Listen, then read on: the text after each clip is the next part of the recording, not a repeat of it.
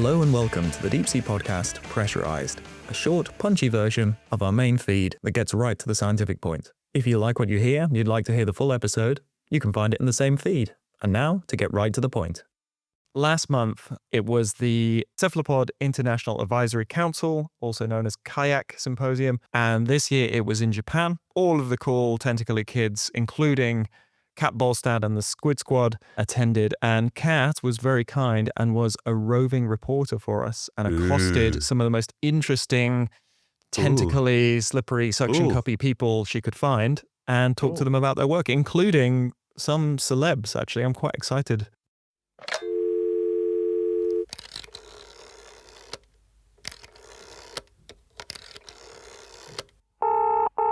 So this is the triennial or every 3 years Cephalopod International Advisory Council Symposium or Kayak Symposium. This year it was in Okinawa, Japan at the Okinawa Institute of Science and Technology. We had about 250 delegates, which I think is the largest one we've ever had.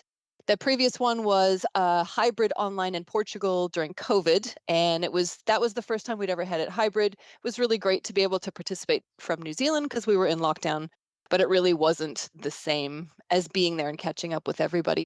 Yeah, over 200 toothologists or squidologists, as we sometimes have to say, otherwise people think we're dentists, and quite a lot of extra talent thrown in there. So scientists of all career stages, but some of those are also excellent science communicators, authors. So we had Dana Staff selling some of her new cephalopod books, written a number of excellent cephalopod books. We had artists and photographers and filmographers share their really beautiful footage of these animals alive in black water and some deep sea footage as well. And it was a really great meeting. We covered all sorts of interesting topics, and some of them were deep sea. And so I shoulder tapped a few people to either have a chat with me or to record some little bits about their research themselves, which I thought I'd share. But when you were mentioning about the last one being a virtual conference and how much better it is to be in the room, you got lots of fun stuff in, like you were diving and going bug hunting with some really cool people. Like that's why this social and the network of a conference is so nice. There's the stuff you learn from people's talks. There's the stuff you hear people are doing, and then you have chats, and maybe you start a new project with somebody, or you talk to someone who's interested in coming and working in your lab for a bit. But then also you do things like you go off and do social events. I'd been in Japan for a couple weeks already, and I will say Japan was excellent bug hunting on my own, but it turned out that there was a fair group of us who were really interested in the bugs of the area. We were in Okinawa, was quite tropical, so there were some very good, very large bugs around. Meg Midland, who we'll have a chat to, was a particular spider fan and hadn't seen any spiders in Japan yet, so I made a point of relocating a large one out of the women's bathroom in my drink bottle to hand to her so that she got to see at least one large spider. That's friendship. I brought you a spider. I brought you a spider in my drink bottle. I will share the photo. I have a photo of her with it on her hand, and she looks so excited. And we did go diving. There were some live cephalopod encounters. So I got to see my first wild cuttlefish ever.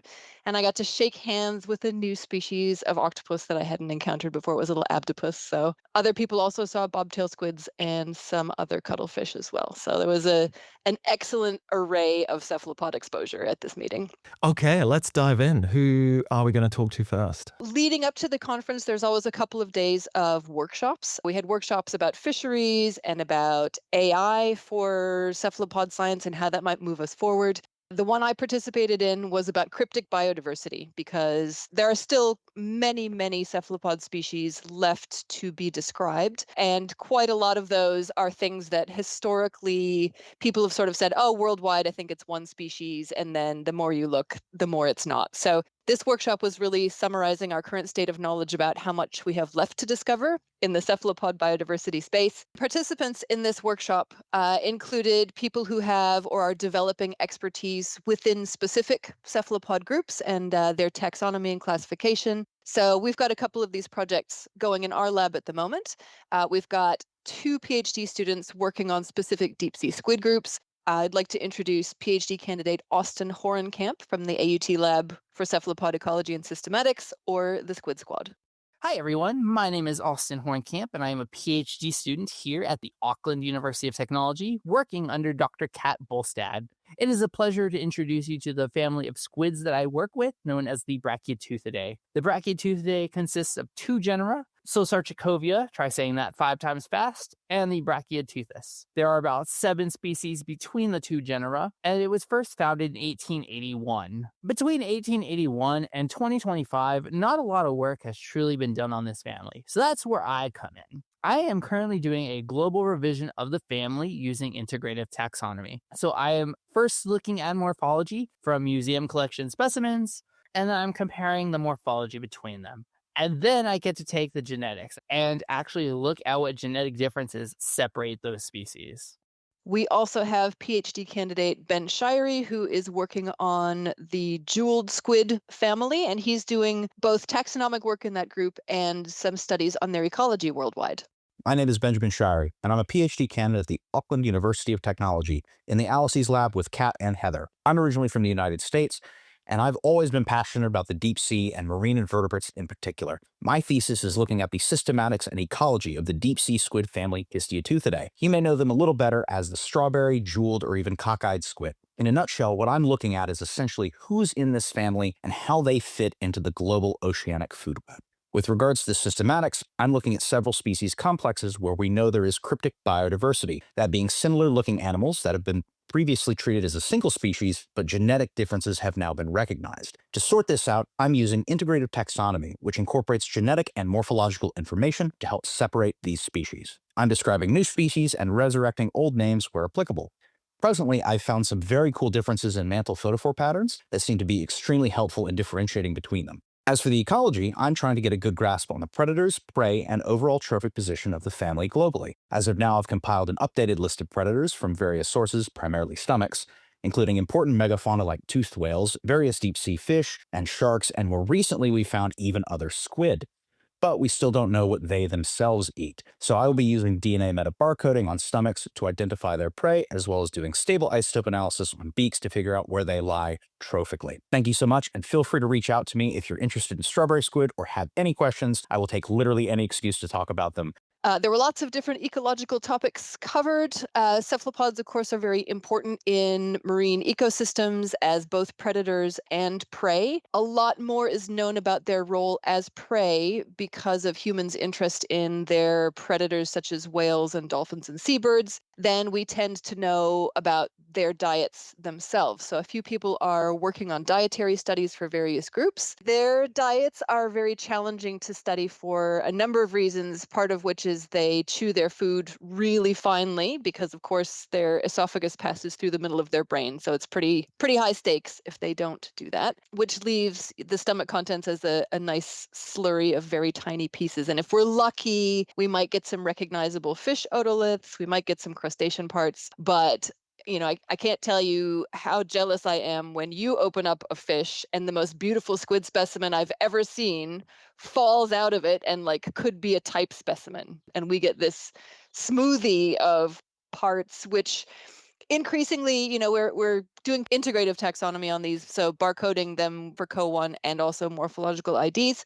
And we find actually that those two methods are very complementary. They pick up different prey items. So with morphology, you get the otoliths and some recognizable pieces. And often we don't pick up those fish sequences when we're barcoding, whereas the barcoding does a lot better job of recovering invertebrates and also picks up some fishes that are probably too large for the squid to consume the head. So we don't get the otoliths. So actually, if we did just one of those methods, we get very different pictures of the diet. And then both of those are very short-term looks at what the squid happened to have been eating right before it was collected. So we have a number of people who are also adding in the stable isotope component for a longer-term picture of what kind of trophic level they're feeding at. One of those people is Christina Fleetwood, who is a master's student at Scripps Institute of Oceanography at the University of California, San Diego. I study trophic ecology of pelagic cephalopods, and I also work here at the pelagic invertebrate collections. As with a lot of deep sea stuff, we have to get creative with some different methods.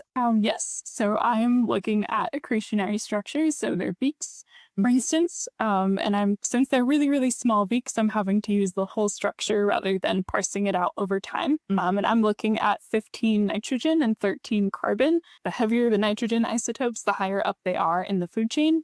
And the 13 carbon kind of tells us where that baseline of productivity is coming from, whether that's more benthic or pelagic, for instance. Although there are some complications, right? When we get animals that are scavenging, they can have an artificially high nitrogen signature. And then the carbon one gives you a bit of a read on location. So you get this really nice paired data about how high up the food web they're eating and where they've been. And for larger beaks, you can do this more across the lifespan as well. So you can get a read of sort of a history of what the animal's been doing. And so you're looking at the beaks of really tiny ones, and beaks are tricky to get out anyway. So I have a lot of respect for you doing this with really tiny animals. Which species are you looking at? What are you finding the most? For the first part of our study, which was conducted across the Santa Lucia escarpment, we got primarily chirotuthids, mostly paralarvae, as well as histiotuthids or strawberry squids and vampire squids, as well as lots of other taxa, but those were more 1 and 2 offs. Oh, now vampire squid, that's very interesting. I, off the top of my head, feel like I read something that suggested that vampire squid, which are at least partial detritivores later in life, maybe start out as more active carnivores and become detritivores. Am I remembering that right?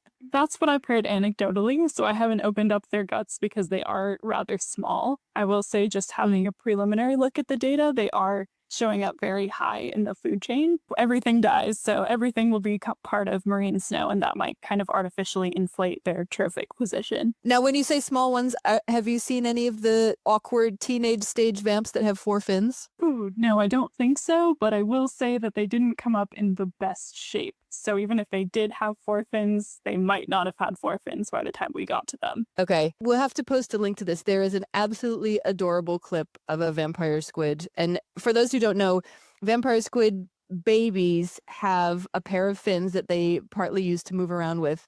But as they mature, those fins regress and they grow a new pair of fins that has a different gait that it provides to the animal. So they use these 2 pairs of fins quite differently. And for a very brief, adorable, sort of dorky, awkward teenage phase, they have 4 of them, and they kind of work at odds with each other. And so there's this little video clip of a baby vamp in a tank that's got its 2 pairs of fins going, and it is honestly one of the cutest things I've ever seen. How far through your study are you now? So I kind of have 2 parts to my research. So like I mentioned, the Santa Lucia escarpment, I was fortunate enough to go out to sea this past February, March, and take some trawl samples, and the rest of our crew was taking zooplankton and physical oceanography samples, just trying to characterize this region. That part of my study is a little bit further along. And then I was also fortunate enough to get bycatch from a NOAA survey that just came back a couple months ago, the Coastal Pelagic Survey. So they survey the entire west coast of the US, all the way from San Diego to the top of Washington state. So I'm still kind of processing and pulling out the beaks from those animals as well. That's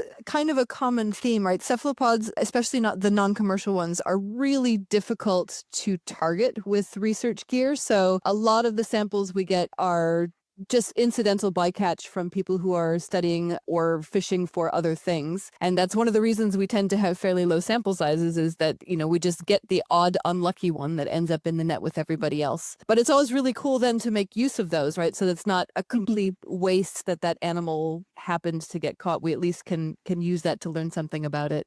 Any initial findings from what you've been doing that you'd like to tell us about? Well, so far, no big surprises. I'm still in the very preliminary phase of looking through data, but we did see kind of a big grouping of all of the cephalopods across the escarpment, with the exception of a couple muscular guys and then the vampire squids, of course. Everyone else is pretty much the same trophic position or within 1 or 2 trophic positions of each other. So we're going to explore whether or not different species are migrators, where they exist in the water column. And these trawls were going on throughout day and night. So there is a little bit of parsing out that needs to be done with respect to time. So it'll be interesting to see how these animals kind of living on top of each other are all feeding very similarly. And do you have much of a size range, or do you have some that are larger or older than others and sort of overlapping cohorts? I would say there's a couple that I would be comfortable saying are adults, an octopuses and a gonatopsis, but everyone else is pretty much a paralarvae or subadults. So they'll fit in your hand. They're pretty small. And then a few are very, very new paralarvae. Of course, as they go through those different life phases, a lot of these animals change their diet along the way, not just size classes, but completely different taxa. So really interested to hear, because some of these ones that you're studying, this will be the first dietary information for them ever. So anything that you can contribute there will be really valuable in helping us understand the biology of these hard to get to species. Definitely. And also kind of funny that they're in such a well-studied system, right? The California curry system is a highly researched area, and still there's a lot we don't know. Yes, relatively speaking, when we say highly researched area of pelagic or deep sea, that is very different from a highly researched stream or highly researched forest system, right? Of course. Thank you so much, Christina. That was great. Thank you so much for having me, Kat. We also have someone in our lab, the Squid Squad, who is studying squid diets locally using this same combination of factors: morphological IDs, CO1 barcoding, and longer-term stable isotope. With those, he's investigating the diets of 5 deep-sea squids whose diets are either completely unknown or have not been investigated in New Zealand before. So this is Sam Clough from the AUT Squid Squad. Part of my PhD research focuses on the dietary niches of the Angolan and the Antarctic flying squids. These sister species both look quite similar. They're about 1 meter long and weigh about 3 to 4 kg. These two species are so similar to each other, we would expect them to exclude one another, yet both co-occur in New Zealand waters. I hypothesize that the mechanism behind their coexistence is that when these two species co-occur, they select different types of prey to avoid competition with each other. To investigate this hypothesis, I've been identifying prey species from the stomach contents of the two squid species. Yet this method only provides a snapshot of what they've recently eaten. To overcome this bias, I have been analyzing the nitrogen-15 and carbon-13 values of the squid's beaks. So what did I find? Both squids had a lot of lanternfish in their stomach contents, which are these tiny fish that rise from the deep sea to feed on planktonic crustaceans at the surface at night time. Both species also had their fair share of the larger deep-sea fish, such as hoki and rat-tail fish. Despite the overlap, the Angolan flying squid had a greater diversity of small cephalopod species, such as the gelatinous telescope octopus. Based on stomach content analysis, it would seem that their diets are quite similar to each other. However, nitrogen-15 and carbon-13 values tell us a very different story. The Angolan flying squid had values more like the small squid and lanternfish we found in its stomach, whereas the Antarctic flying squid had carbon and nitrogen-15 values more comparable to the larger deep-sea fish we regularly found in its diet. So it seems that despite the stomach content analysis overlap, the two flying squid species do diverge more than stomach content analysis would initially indicate. Thanks for listening to me talk a little bit about my research. If you want to learn more about my research, you can find me on ResearchGate. If we want to give people a hand with sort of trophic levels and stable isotopes, a nice little primer on that is there are different isotopes of some common molecules. There are some that are a little bit heavier, and biological systems seem to like those heavier ones. They integrate them into things at a slightly higher rate than they're found in nature. And so every step of the food web, you end up with a little bit more of these ones, so the ratio changes. It's really interesting that we can use such chemistry to find out, well, how high are you in the food chain? Who's eating who? So that's where the sort of trophic and the stable isotope side of things come. And now that we've got genetic barcoding, again, we can sequence the goo and find out who is in the goo. So those two approaches are letting us know where they sit within the food web. Yeah, and there were some really cool talks about different types of chemistry. So the beaks of squids and octopuses are one of the structures that people tend to use most often for these stable isotope analyses. There are trace elements recorded in the statolith, which is the squid version of the otolith as well, and those have really well-defined growth increments. So if you know how often those growth increments are laid down, you can actually get a really detailed read on the squid's life history. And as you mentioned, those nitrogen isotopes give us trophic information. You can also study carbon isotopes, which give more of a geographic or depth profile. And then if you have lots of funding, you can study oxygen isotopes, which give you an indication of where in the water column the animal's been. And that gives us some interesting insight into maybe ontogenetic descent from those early life stages in the shallow waters down into the deep sea later on. And we had someone speak about the fact that you can actually recover quite a lot of hormone information from beaks as well. So that's they're new. starting to get some further insight into physiology and life cycles based on studying those from beaks. People are using historical collections from museums to track past climate fluctuations as well. Few people are looking at the chemistry of the embryo and its surrounding fluid within the egg and looking at whether the depletion in oxygen across development is what eventually triggers hatching. The oxygen levels just get so low inside the egg that the squid has to hatch, and then it actually gives a visible little gasp as it comes out. So lots of really cool ecology and chemistry stuff. We have another interesting aspect of ecology running in the squid squad. So student Marina Maranzana from our lab is just about to submit her thesis about symbiosis, so about the microbiota associated with deep sea squids. I know you just spoke with Margaret McFall-Nye. That was an awesome interview. Marina is studying a far less well understood system of who lives in association with the deep sea squids. Ciao, I'm Marina, a PhD student at AUT's Lab for Cephalopod Ecology and Systematics, also known as ALSES. I study the microbiota of deep-sea squids. This means I look at the different bacteria that live on and inside these squids. For my PhD, I focused on 9 different species of squids, all within the order Egopsida, including the colossal squid. The bacteria that I have found is quite different than the bacteria that has currently been reported in coastal squids. This is especially true for bacteria found in their reproductive organs. We think this might be because of the different egg-laying strategies between deep-sea and coastal squids. Coastal squids are known for laying egg masses on the sea floor, and from what we know of deep-sea squids, they tend to brood their eggs in their arms or lay floating egg masses. Therefore, they might need different bacteria to protect their eggs. Given these initial findings, it would be interesting to look at what the functions of these bacteria are. Although the reproductive organs of deep-sea and coastal squids harbor different bacteria, the different genera of bacteria might be performing similar functions. So all of these ecological studies are interesting because they're providing insights into these animals, sometimes,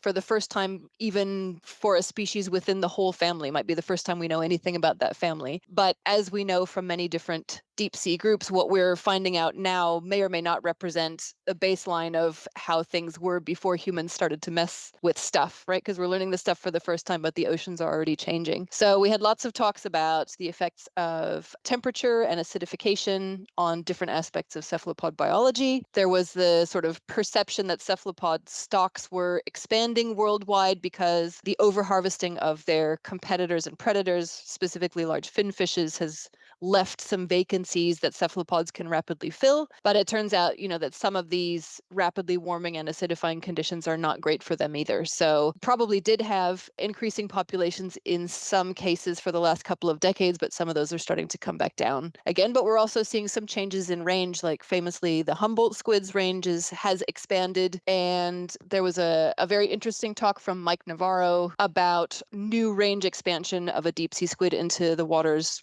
outside his laboratory. Right now, I'm speaking with Dr. Michael Navarro, who's an associate professor of marine fisheries at the Department of Natural Sciences at the University of Alaska Southeast. Thanks for joining me, Mike. Hi, it's great to be doing this podcast. Thank you. You talked about a really cool thing, right? So in the era of some of the changes we're seeing in the ocean, one of the big questions is how our species range is changing. And you told us that you're seeing some interesting changes in your local marine ecosystems that involve deep sea squids. So can you tell us what's going on? Sure. Here in Alaska, as far as for those squid that have the potential to be fishery species, that includes Parotopus opalescens as well as Parotopus magister. One of those is endemic. That's Parotopus magister, or the armhook squid, or magister squid, as they're sometimes referred to. And their abundance seems to be increasing a bit. That's at least what anecdotally our fishermen have been talking about over the last few years. Yeah, and these are squids from the family Gonatidae, right? Which is one of the typical deep sea squid families. Like some species are known to carry their egg masses and brood them. As a person who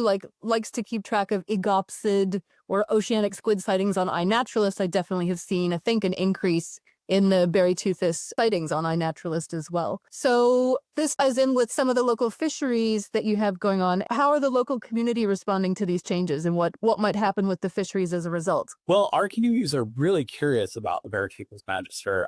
They have been seeing them in their catches. We have, as you can imagine, Alaska has, our communities are very interested in all kinds of fisheries. So we have sablefish, salmon, of course, halibut. And for sablefish and halibut, these can be deeper sea fisheries.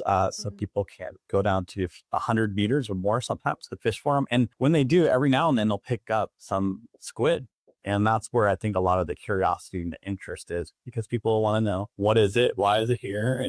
But there hasn't been a fishery for this species in the past, right? Not an appreciable one. No, that's exactly right. No commercial fisheries. There has been, in general, you can catch squid, but it's not even species specific. That's the particular policy. So there is interest in our community now from fishermen in developing a commercial fishery for Berrytoothus magister. You mentioned some really interesting sustainability requirements that all fisheries locally have to meet. Can you tell us a little bit about that? Yes. In Alaska, it's in our state constitution, is actually, we are required by law, state law, to have a sustainable yield principle, which means that in order to harvest anything, there needs to be demonstration that it can be done sustainably, or to the sustainable yield principle. That means when somebody proposes a new fishery or any kind of resource extraction, natural resource extraction, then demonstration that it can be done so sustainably. Right. So as a prerequisite for getting a new fishery established, you have to show that it will be sustainable from the beginning. Correct. Yep. And then early in 2025, there was a proposal that was put in place for Berrytoothus magister. And to kind of give an example of this, that proposal was not accepted because of a lack of biological information. Mike, somebody should study the squid. So that's what really, with encouragement from the community, working with the state, we're doing a little bit of that here at UAF Southeast, and in particular, looking at these harvested squid for a number of biological characteristics, basic characteristics such as size, reproductive maturity, etc., as well as aging, and then kind of getting a little bit into what they're eating and those kind of. This family of squids, the gonadid squids, there are quite a few species that occur in the North Pacific, and I know they are fished in some places. One of the convenience stores I was in Japan for this conference, there was a packet of dried squid, and looking at the photo on it, I could tell that it was a gonadid squid because it had the right unique armature on the arms that were visible in the photo. So that was a first for me, being able to ID something based on the photo on the package for a deep sea squid. Maybe that means that, there'll be some published fisheries information for related species that you could draw on as well. Yes. In fact, Japan is one of the leading, their teams there, as well as Russian research teams are some of the key scientists for this particular species. Our B. magis has a range that extends from Japan all the way through the North Pacific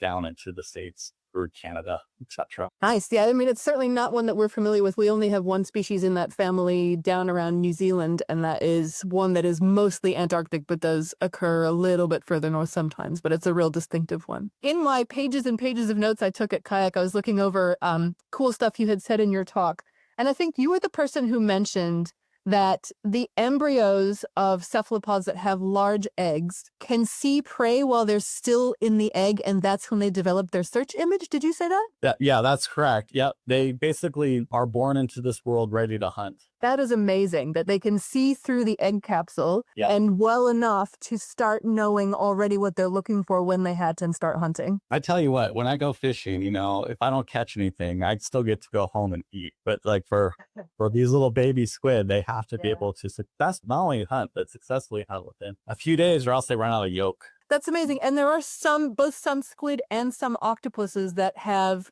relatively large eggs. And I picturing those embryos, that makes sense to me. Now, of course, I'm wondering for the real deep sea ones that have those large eggs, if those babies are also still hunting visually, and if they have this development, because, like Megaloletony, the big Antarctic deep sea octopus, those eggs can be like 4 centimeters long. Those are pretty well developed babies when they hatch. Now I wonder what they're capable of as soon as they come out. Yeah, that is interesting. That is big. That's huge eggs. I couldn't believe we had a female specimen and some of the eggs came out. I was just like, those have got to be the biggest cephalopod eggs, by orders of magnitude. It was amazing. I've really enjoyed your talk at Kayak, and I'm glad to be able to follow up with you on some other projects. Wonderful talking.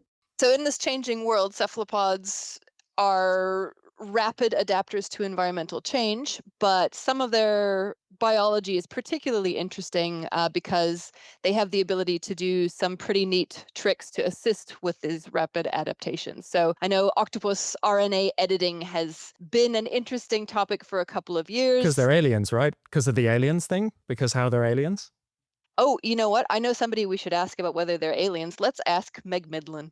Hi, my name is Meg Minlin. I am a molecular biologist and science communicator, and I study octopuses and a molecular mechanism that they do called A to I RNA editing. And my socials are Invertebabe. The only different one is Instagram, which has a dot in between in and Vertebabe. You're also one of the main organizers of the Ceph Research Network Discord, correct? Yes, I am. Though Austin started it, and so I think he deserves most of the credit. You're doing a project on octopus RNA editing, and this is really a cool topic. I learned a lot about it at Kayak, and I'm excited to have you tell us a little bit more. It is one of the things that people who do SciComm have to myth bust quite a lot. So I'm going to come right out with the question you probably hate, which is, Meg, are octopuses aliens?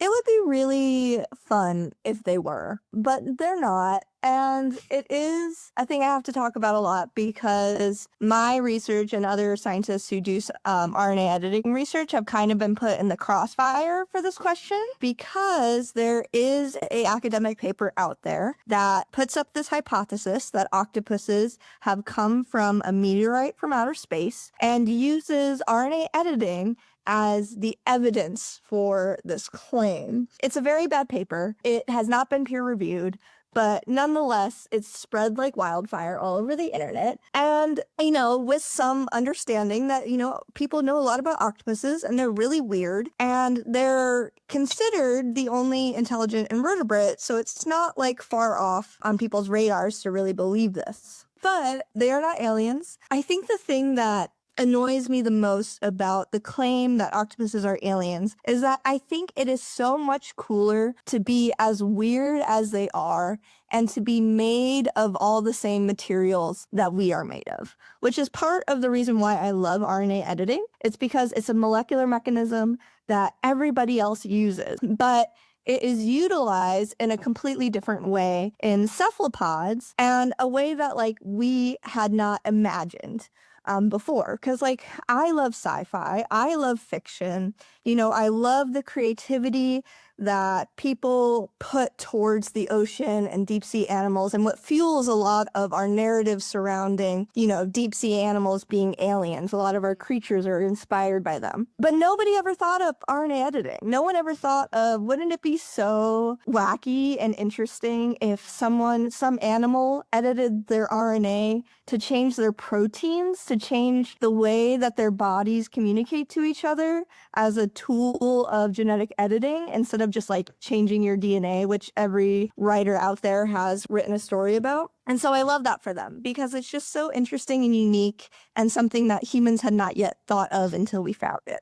Such a recurring thing in deep sea, right? Is we come up with all of these wild sci-fi and fantasy creatures, and then it turns out there's all this stuff in the deep sea that goes even way further beyond sort of the wildest imaginings of what we've come up with. They're real, they actually exist, and it's even more bonkers than what we've invented. I know. It's part of the reason why I love the deep sea because so much of our stories come from the deep sea, from artists being inspired by things in the ocean and then writing really funky stories to go along with it.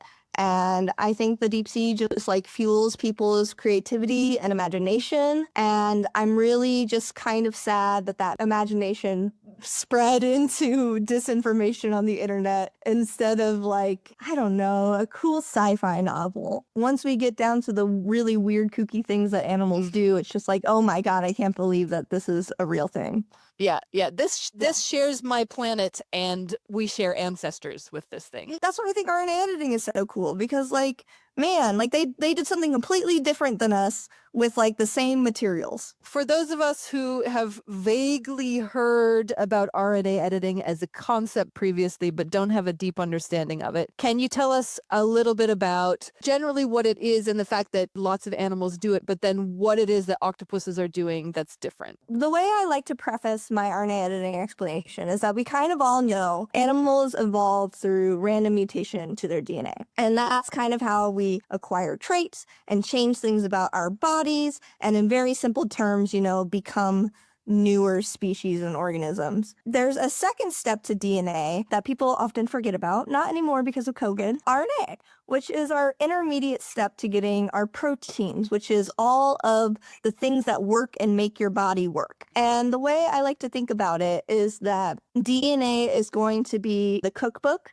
to make all the things that work in your body. And RNA is going to be all of those little individual recipes. Sometimes, generally, a mutation arises in your DNA, and you can think of that as like swapping out recipes, or, maybe changing the cookbook altogether. But what octopuses and squid and cuttlefish are doing is they're tinkering with the individual recipes themselves, the RNA. And what that ends up making is very similar versions of proteins that act, slightly different from each other. So it's like if you have a chocolate chip cookie recipe and you change out the amount of flour or the amount of salt, tinkering with those little individual ingredients, you still get a chocolate chip cookie, but you get a chocolate chip cookie in a bunch of different textures. Like you get a cakey one, you get a chewy one. There's just lots of different ways to make a chocolate chip cookie. The way that octopus, squid, and cuttlefish are doing this is they're tinkering with the little individual recipes and slightly altering the proteins in their body as a result. And so the way we've seen this is by studying temperature and how warmer and colder water affects editing, because it's happening all the time, but it's easiest to change a variable, so like their environment, and see what's edited differently when you're studying something like this. And what they found is, it's things like the rate of ions moving in and out of a channel, the rate of kinesin, which is a little motor protein walking across a little microtubule, and even like conformational changes to proteins like synaptogamma, which is a nervous system protein. And so all of these changes are happening in their brain, and it happens in the rest of their body, but just more so in their brain. And the commonality is that they seem to be changing the rate of their brain cells communicating to each other. So just making little changes depending on the temperature that either speeds up that communication or slows down that communication. I know that you mentioned a little bit about this with implications for climate change. I'm, of course, thinking about, whether and how much we know about this for deep sea stuff. So I know you study animals that live in fairly cold water in the Pacific Northwest. Do we know anything about these mechanisms in the deeper sea species? We don't, which drives me wild because I want to know. The thinking is that these changes that cephalopods are making to their proteins can enable them to better acclimate to their environment. And so if you have an ocean that's constantly changing, which is, an ocean that they've lived through, then it's a really great thing to be able to edit their proteins to acclimate to those changes. If you have a wider range of ingredients or just variations available, the more likely you are to have something in your toolkit that lets you survive a change, right? Yeah, exactly. And so I'm studying this in regards to ocean acidification, and we're seeing how a transcriptional factor, zinc finger proteins, which repress or activate genes. Of course, that's exactly what I thought they did. Yep. Yeah, so that's how they could. A little bit too advanced in my terminology, but that's how they can. I've linked my research to behavioral changes that cephalopods make in result to increase acidification. And so the idea is maybe that this is helping them out a little bit. But why this is so interesting with the deep sea is that in the deep sea, you don't have as much of a constantly changing ocean. The environmental conditions are a little bit more stable. They're not like the warmer oceans that have gone through warming and colding and increased acidification and lower acidification. There's a little bit more stability. And so my question has always been well, is editing still happening then?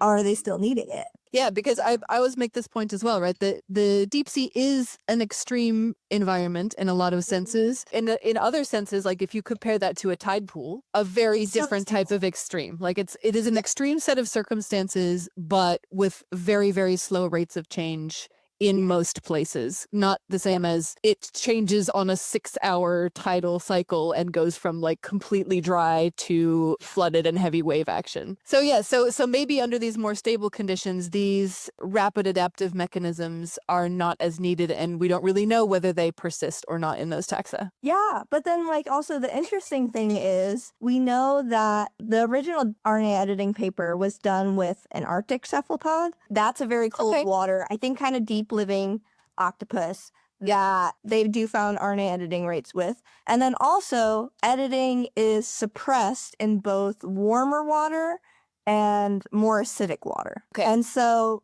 the deep sea is, right, it's more acidic, but it's a lot colder. Editing could still be happening, but then like what's going on? What are they editing if that is happening? Yeah. I don't know. There's just a lot of questions. One more question of what are they doing down there, right? We have so many questions about this. Interesting to hear you refer to like the original paper that caused all of this trouble with octopuses being aliens. I am shocked and dismayed to discover, maybe I'd forgotten that was an actual paper that someone put out, because I always thought it was someone had said they are the closest thing to aliens we have on Earth, and that like the media had just mangled that into that sound They that did do octopuses that. are aliens. I know that happened as well. Oh yeah, it was published by a bunch of astrobiologists, and there was no zoologists on the paper. There was like a huge amount of people on the paper, but no zoologists. And you could really tell once you got into the octopus section, because they were also like, oh, well, you know, octopuses appeared out of nowhere and we have no idea their evolutionary history. Oh man, like the way you just ignore an entire...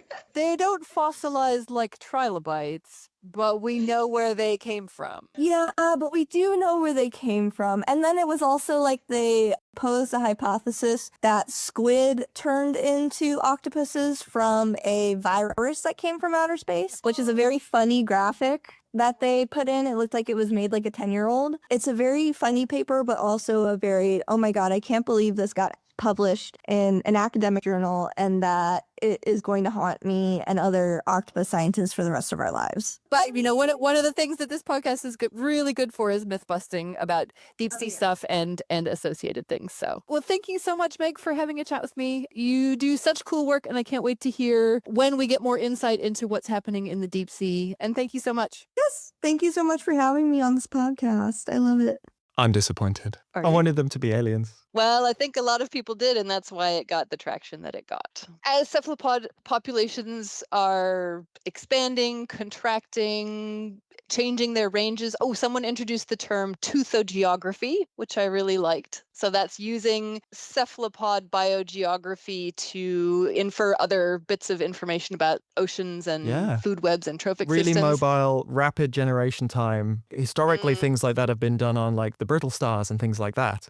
But that's not going to respond rapidly to a changing world, whereas these are quite mobile animals. Yeah, and there was a really amazing keynote actually by Professor Jan Strugnell from Australia at James Cook University, who used the distribution of current deep sea octopus species around the Western Peninsula and Antarctica to infer when the ice shelf last completely collapsed, some differences in sea level at that time, and to also predict what might happen under future warming scenarios. So we'll link that paper in the show notes. As cephalopod populations and distributions change, of course, humans continue to harvest them, right? They're an important protein source in a lot of parts of the world. They are quite a challenging group to manage sustainably because their populations change so rapidly that it's almost impossible to get a good estimate of biomass or abundance before you start fishing in any given season. So that leads to some challenges in managing them worldwide. And in some places, multiple overlapping species are fished and managed as a single fishery. So to tell us a little bit more about that, we've got PhD student Connor Wallace from the AUT Squid Squad.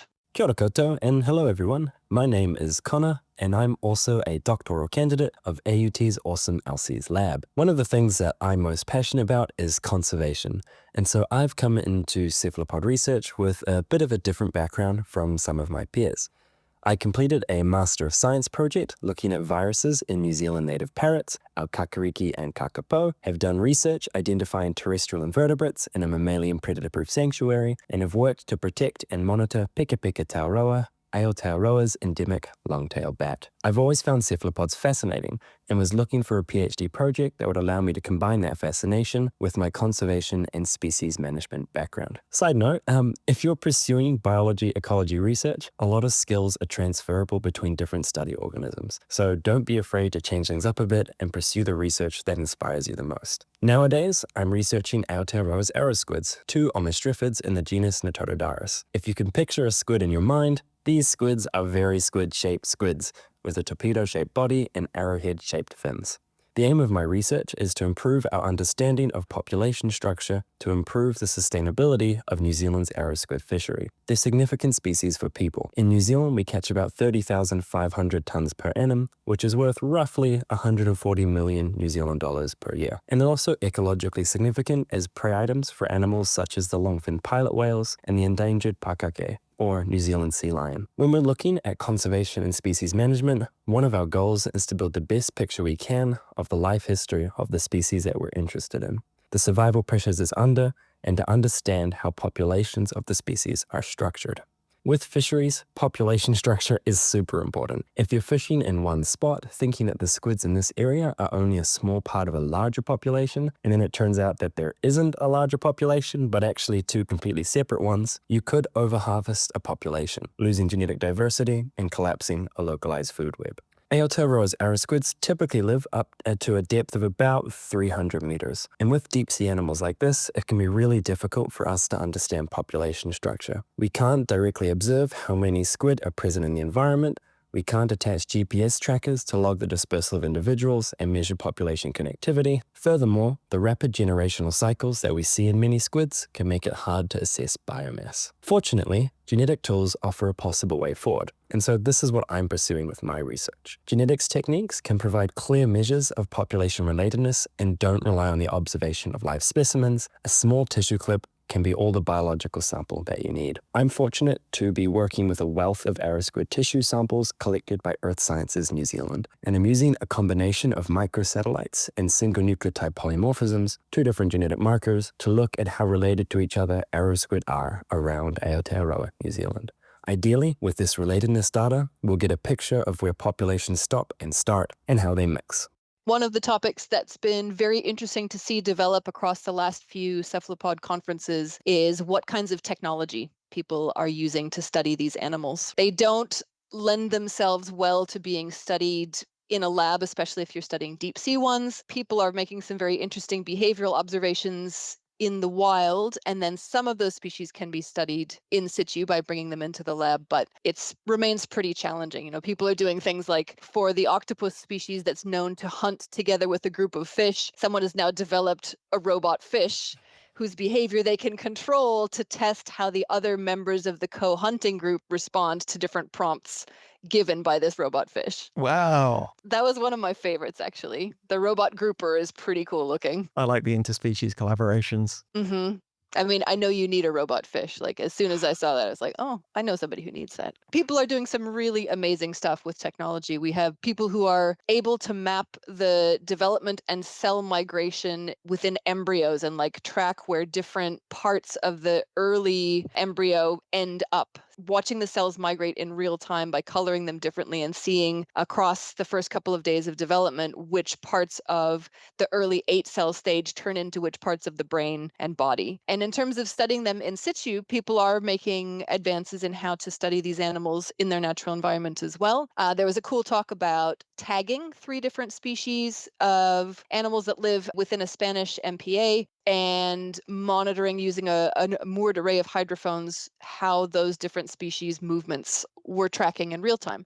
And then, of course, we know that these animals are very charismatic. So one of their most endearing things to me, I think, is the fact that they have this amazing potential for science communication, right? They're great poster children for getting people excited about the ocean. They're one of these groups where you don't really need to embellish how amazing they are at all. You're just kind of a conduit for telling people about all this cool stuff that these animals just do. They're amazing, and you don't need to make anything up about them to be amazing. You just have to tell people the truth. We have a couple of really impressive science communicators in our community. Someone who was talking about the way that the chromatophores function, which is Mathieu Reynard. He's been working on them for a long time and actually runs a YouTube channel called Dr. Nemo, which has some great cephalopod explainer videos on it and a variety of other interesting videos as well. So follow that link at your own peril. But of course, one of the leading cephalopod science communicators worldwide is Dr. Sarah McAnulty, who's the executive director of Skype a Scientist. Sarah gave a great workshop about cephalopods and science communication, and so I asked her to have a chat to me for the podcast as well. Welcome, Sarah. Thanks for having a chat with me. Yeah, thanks for having me on. Can you tell us a little bit about things like Skype a Scientist and murals and art nights and all of the really cool different level SciComm stuff you do? Yeah, absolutely. So I run a nonprofit. We're called Skype a Scientist. We're based in Philadelphia in the United States. And we do a lot of different things to try to connect people with science. One of the things we do is match scientists with classrooms and scout troops and libraries, any group of people that would like to speak with a scientist. We want to lower the barriers of access to getting experts, particularly scientists, connected with people. So we offer that program for free. We serve 4,000 to 5,000 groups a year. And that program has been running since 2017. In addition to the virtual connections that we make, we also try to connect people with science offline, mostly in person in Philadelphia and a couple other cities. And so those projects are pretty art forward because we're trying to reach a population that is not already science interested. I was finding that connecting with people online was mostly attracting people who are already really into science or at least open to science, think of themselves as science interested. And my goal is to reach people who are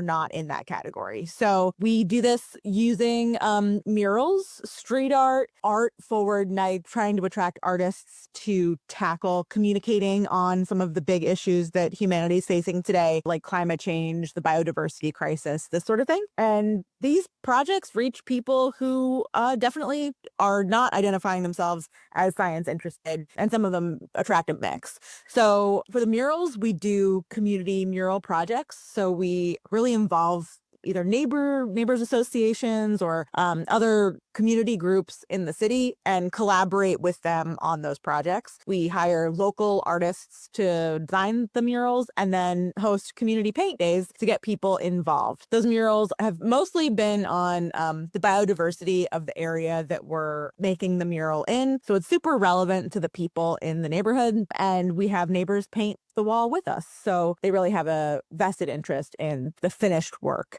because they can say they painted it. The scope of the different projects that you do is so cool because some of them are so wide reaching, but others are really focused on that one-on-one connection. And I think that's so important in an age where a lot of people don't understand or don't trust science. You're not sure where to find reliable information online. You know, having someone where you feel like they're providing reliable information and are forming that personal connection with you is also super important, especially right now. Yeah, completely. And so part of that is why I think it's really, really critical that many scientists get involved. I think a lot of times people see scientists like, Bill Nye and these like Alie Ward, even like people who are communicating on behalf of science who reach millions and millions of people, and they might think their impact that they could have is just not worth it, not worth their time. But I think right now, particularly where we are with siloing of culture on social media and et cetera, like we really don't have time to waste not communicating and connecting with each other at the community level, at the neighbor level. Like we really need all hands on deck right now. We're out of time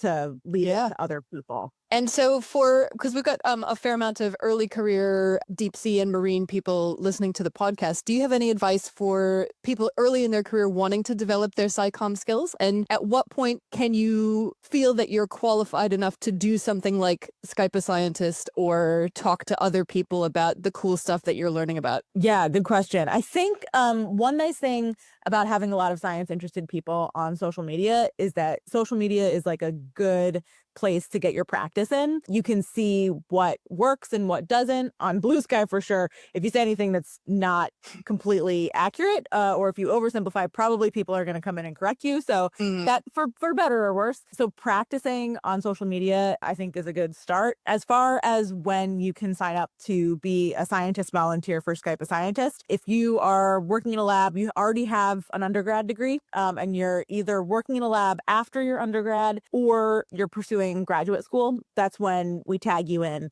to talk with classrooms. But science communication can happen in a lot of different ways. Like I don't think that science communication right now can be limited to scientists or even professional science communicators for sure, because we need more people to engage on climate change and the biodiversity crisis immediately. So once you know what the important things for you to do are, whether it's, changing your personal approach to climate change, CO2 reductions, or like who to vote for that's going to help with this stuff, or like how you're going to plant stuff in your backyard. Like there's so many things that all of us can and need to be doing to address this problem. And so we don't have time for you to wait to get a PhD before you start talking with your neighbors about native plants or whatever. So a lot of times I think the best way to practice science communication is just doing it. And maybe you won't always get it right 100% of the time. And you shouldn't expect yourself to, because we're all learning. Just like,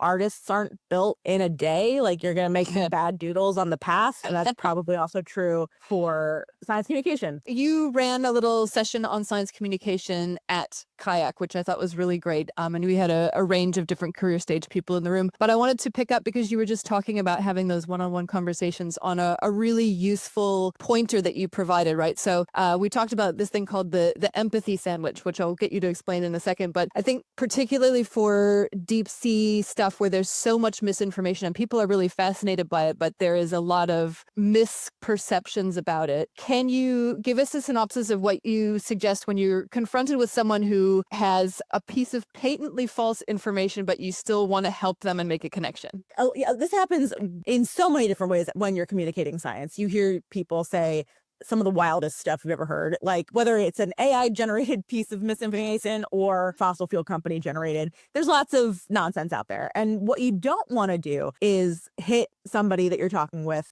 like a well, actually, because that can really shut down the conversation. And we need to make sure people are open to listening to what we say going forward. So here's what I generally try to do. The empathy sandwich starts and ends with positive feelings and affirmations between you and the person that you're talking with. What you can start with, just find something in what they said that you can agree with. And when we're talking about deep sea stuff, maybe the thing that you agree with is like, yeah, aren't anglerfish so completely cool? And then after you have this like, yeah, this is so amazing, this thing that we both love, then you can hit them with the actual information that you need to correct. Yeah, anglerfish are so cool. But what's crazy? Like, this is actually the thing that is real. That they're only about the size of a baseball or even smaller or whatever. And then you can end it with another affirmation that you both share values. You both agree with something. Like, it's so important for us to tell more people about how amazing these animals are. Yeah, and helps them come away from that with a positive taste in their mouth and increased enthusiasm for whatever it was that you were talking about. Exactly. Yeah. Yeah, not feeling like they were shut down by the scientist who was smarter than you and corrected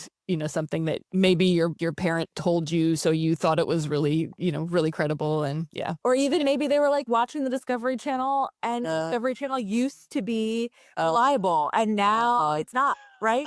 So you can't blame people for getting duped by a lot of nonsense. It's important that you make people feel okay when you're correcting the past. It's wild because the deep sea is so cool in reality that you really don't need to like punch it up at all. Then I see these like AI videos of monsters that are not real. And I'm like, man, all you had to do was show the real animal. Like, yeah, what we have is so much cooler than that. Yeah, for sure. I always feel also like, especially with deep sea cephalopods, where I feel like they kind of sell themselves, right? Once you get people talking about deep sea cephalopods, you don't really have to hype them up a lot. For me, I'm just the conduit of information. Like, I know this stuff, but I'm not inventing of it anything or like creating some knowledge, sure, by like synthesizing data, but really it's all there. And if you can share it with people, like that's enough. You don't have to overemphasize anything or hyperbole it up. It's there for the knowing and it's cool enough already. Yeah, there's no exaggeration needed when you look at Grimaldi-toothus. Like, that animal is already Right? off the charts. The puppet master squid, the elbow squid, to ninja, there's so many. Thank you so much, Sarah. It was so great to hang out with you at Kayak. Little bit starstruck having a chat with Sarah. That's very cool. We mentioned Skype a Scientist and the eel advent calendar on the last episode, doing some great work, always thinking outside the box, always looking at new ways of engaging with people and doing science communication in fun and engaging ways, because science isn't boring, it's amazing. We just have to sometimes talk quite dryly. And some of us forget how to talk like people after that. Thought that was some of her really valuable advice, how to keep people on side even if you have to correct them gently. But that has shown that they are seeking knowledge. We went diving together, we went bug spotting together, and we ate a lot of ice cream together. So I feel like that that set us up for being able to have a chat. So that's our interviews, but I'm guessing this wasn't the only things covered in the conference. Are there any other cool bits that leapt out as topics?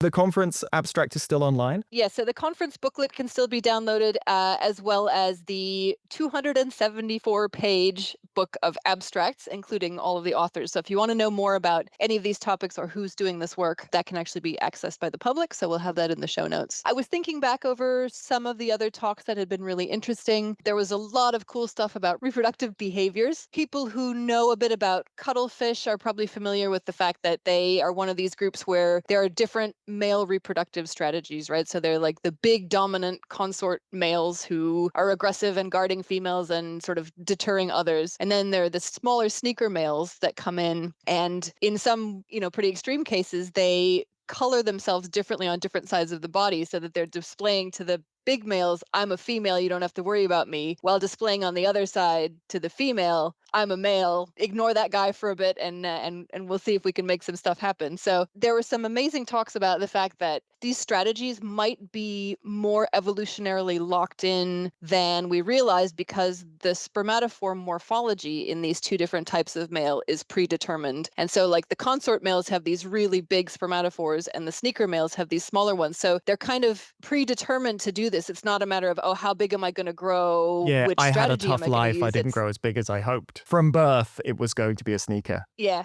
Wow. But in other species and other circumstances, there are things like the male will, we're talking about pygmy squids here. So these little tiny, they call them post-it notes of the sea because they've got a little sucker, dorsal adhesion sucker on the mantle, and they stick themselves to seagrass blades. Ah. And so in some of these animals, which have been studied in the lab for a long time, the male will display to the female, and if she is receptive, they will mate in a particular position. And if she's not receptive, he will do a quick flyby and just stick a packet of sperm on somewhere and head off, which she often will then remove. So she has the ability first to say, no, thank you. And then if he doesn't listen to that, she's like, yeah, I'm not storing that for use later because I said no. That's a very plastic one. The same males will do different behaviors depending on the female's receptiveness and whether they think they can get close enough. Speaking of suckers, there was some very cool talks about cephalopod suckers as well. So there are people who are in the biomimetics field who are creating hydraulic replicas of different kinds and sizes of cephalopod suckers and investigating how the strength of the sucker is influenced both by the size of the sucker and also the shape of the teeth in the sucker ring. So what kind of seal is made onto the surface based on whether you've got a few small pointy teeth or larger, blunter teeth just around part of the sucker. So there were some cool talks demonstrating how they'd built these different sample suckers. There were people who had done histological work on octopus suckers and were reporting the fact that each individual sucker has multiple nerve bundles going to it, and some of those are sensory and some of those are motor. So they have completely independent nerve systems for using the suckers to grasp and release things, and for using the suckers as chemosensors and tactile sensors. So each suction cup has its own set of two completely different types of nerves that are controlling that sucker. Which might explain the sort of arm sub-brain processing center.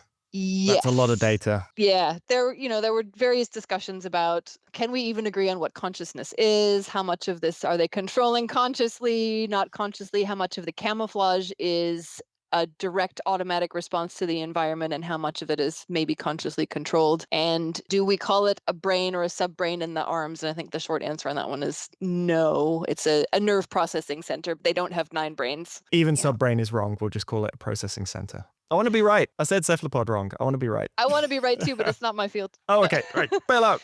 Pull the cord. Octopuses. Ugh. One other thing that was super cool actually was obviously we're interested in light and vision and how these animals are perceiving their environment. And our understanding is still that almost all cephalopods are completely colorblind, but they are sensitive to polarized light. There's some amazing work being done on what that sensitivity to polarized light might do for them. And in one case, there's a cuttlefish species that is producing a display by orienting its arms differently so that polarized light passes through the translucent tissue in a different way so that it sends one signal with most of the arms, and then it has like a little flag of a different arm that sticks up and the polarized light is refracting through it in a different way. So that this is probably a species-specific sexual signal using just different orientations of polarized light. Kat, we need to build more cameras. I know. More cameras, more lures, more different types of light. This is a shallow water species, though. I feel fairly comfortable in the fact that at 2 kilometers, which is what we're aiming for, there's not a lot of polarized light complicating what we're trying to do. Although having just said that, I'm sure we'll be proven wrong. We always are. Nature's amazing. There was a leucistic octopus. I beg your pardon? There was a leucistic octopus. There was an individual...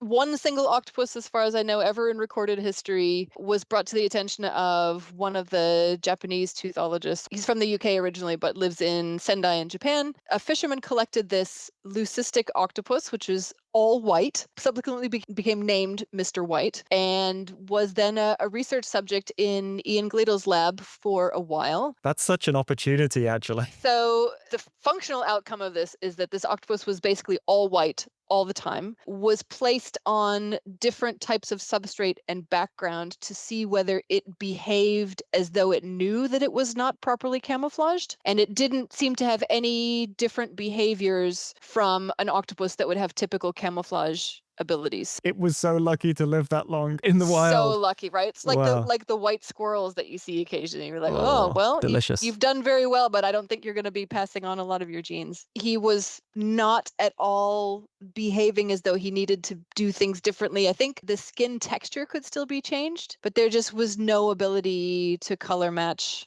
the background. Had no idea that it was a brilliant white. Yes, apparently so. Oh, that's awesome. I did have a question about the sort of mechanics of a sucker with teeth. Is it like the teeth have lips? Can you grasp a hard substrate by retracting the teeth and letting it form a seal? Or are the teeth always engaging to form a suction?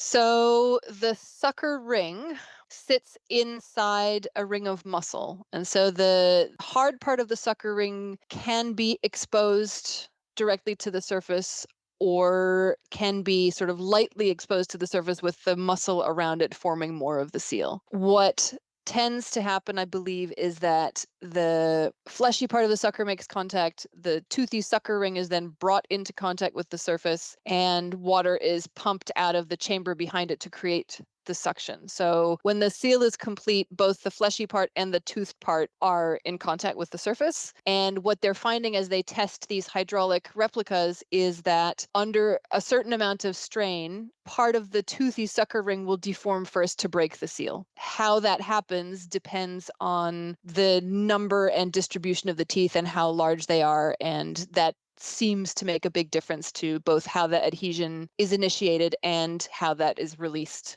at the right point in the strain. Very, very cool. Thanks so much for that, Kat. You're an excellent roaming reporter. I wouldn't have gotten all those interviews any other way. There's a real cross-section there. Thanks so much, Kat. April O'Neil signing off. And that was a pressurized version of one of our longer podcast episodes. If you enjoyed that and you would like to hear the full-length episode, just match the episode numbers and you'll be able to find the full-length version in the feed. Thanks for listening. We'll deep see you next time, and I miss you already.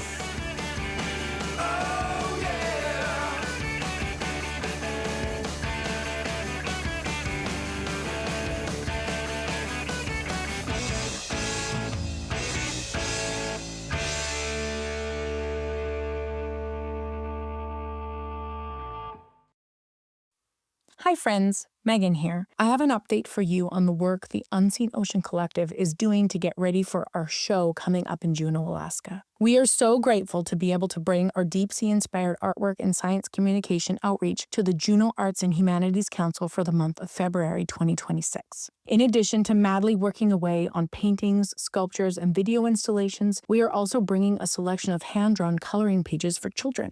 These pages are a collaborative effort combining line drawings of beautiful deep-sea organisms like brittle stars, mushroom corals, carnivorous sponges, deep-sea fish, and more with age-appropriate and fascinating science facts. We are hoping that this combination of art and science will help Alaska school children learn all about and connect with the underwater coral and sponge gardens in their deep ocean neighborhood. Our collective is founded on the idea that by bringing deep-sea education to underserved communities, we can foster a love for these unseen environments and nurture a new generation of deep ocean stewardship. As people, we love what we can see and connect with, which is a challenging hurdle for the deep sea since it's far away, relatively inaccessible, and in the dark. Kirsten, Nilly, Laura, and I believe that art can function as a big, bright bridge in this situation, bringing the beauty of the deep to the people, since you can't really bring the people to the deep. What could a world look like where children grow up thinking the deep is beautiful, fascinating, and engaging? How can we rewrite these alienating deep-sea narratives perpetuated by bad press and clickbait headlines? These are the questions we hope to address with our events in 2025 and 2026. We aspire to take real science about the deep sea and a real love for the deep sea in perfect combination to help inspire a new public perception. If you're keen to see our work before February, it's being shown at the Charno Marine Lab in Gothenburg, Sweden, right now until late January, and will also be in Spokane, Washington in April of 2026. You can always visit our website, unseenoceancollective.com, or follow us on Instagram and Blue Sky, both under Unseen Ocean Collective. If you can make it to any of our events in person, please say hi. We would love to meet you.